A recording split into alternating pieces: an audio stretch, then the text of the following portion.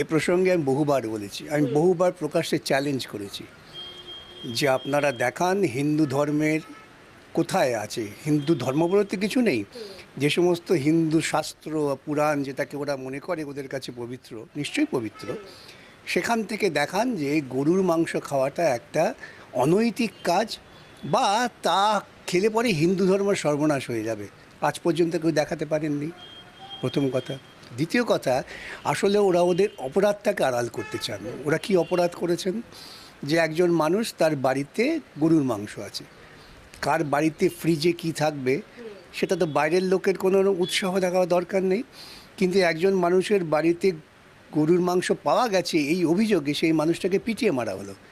তাহলে ওদের কাছে একটা মৃত গরুর মাংসের থেকে একজন মানুষকে খুন করাটা অনেক বেশি পুণ্যের কাজ।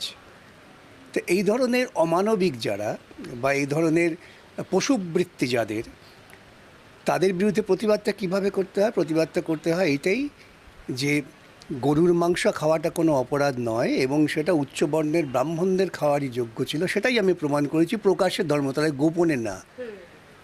ওদের মতো লুকিয়ে লুকিয়ে গরুর মাংস বিফস্টেক খেয়ে তারপর বাইরে এসে বলবো গরুর মাংস খাবো না। ওরা কেন পারছেন না? ভারতবর্ষের গরুর মাংস রপ্তানিতে প্রচুর আমদানি হয়। ওরা এতই যদি গরু প্রীতি হয়, তা গরুর মাংস রপ্তানি বন্ধ করছেন না কেন?